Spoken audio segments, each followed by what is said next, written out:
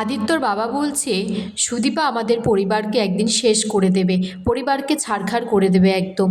সুদীপা মনে মনে বলছে আমার তো কোনোদিনই কেউ ছিলই না, তাই আমি একা। কিন্তু আমাকে বিয়ে করে তো আপনি সবার চোখে অপরাধী হয়ে গেছেন মিস্টার চৌধুরী। এদিকে পরমার জ্ঞান ফিরে আসলে সিস্টারকে বলে আমাকে ছেড়ে দিন, আমি বাঁচতে চাই না। ডক্টর বলছে ঈশ্বরকে ধন্যবাদ না জানিয়ে সুদীপাকে দেখিয়ে বলছে তোমার বোনকে ধন্যবাদ জানাও। তখন পরমার মা বলছে কে বোন? না না, ও কোনো বোন টোন না, ও একটা অনাথ মেয়ে।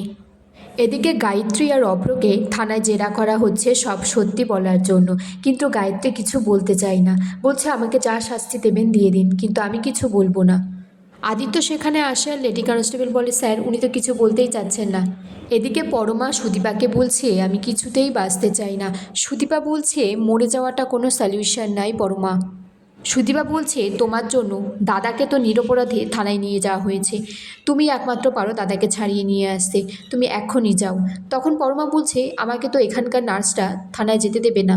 সুদীপা পরমাকে থানায় নিয়ে যেতে চাইলে পরমার মা বলে শোনো, তোমায় ভালো সাজতে হলে সাজো, কিন্তু আমার মেয়েকে এর মধ্যে টানবে না। সুদীপা বলছে আপনার রাগ করাটা স্বাভাবিক, কিন্তু পরমা যদি এখন গিয়ে বয়ান না দেয় তাহলে তো বড় মা আর অভ্রদাদা ছাড়া পাবে না। এদিকে গায়ত্রী আর অভ্রকে যখন জেলের মধ্যে ঢোকাবে তখন পরমা এসে সেটা আটকে দেয়। পরমা বলছে আপনারা যাদেরকে জোর করে ধরে নিয়ে এসেছেন থানায় তারা নির্দোষ। বাড়ির প্রত্যেকেই আমাকে বোঝানোর চেষ্টা করেছিলেন, ইনফ্যাক্ট আমার স্বামীকে আমি ঘরে ঢুকতে দিইনি। আমি ডিপ্রেশনে ছিলাম তাই এমন একটা কাজ করেছি। গায়ত্রী বলছি তুমি এবার ঘরে চলো মা। কিন্তু পরমার মা বলছে না, আমার মেয়ে কিছুদিন আমার কাছেই থাকবে। গায়ত্রী তখন হাত জোর করে বলে আর এমনটা আমি হতে দেব না, আমার বাড়িতেই ও ফিরে যাবে। এদিকে সুদীপা বাড়ি ফিরছে, কলেজের প্রফেসর আবার সুদীপাকে বলছে কাছেই একটা কফি আছে, যাবে খেতে।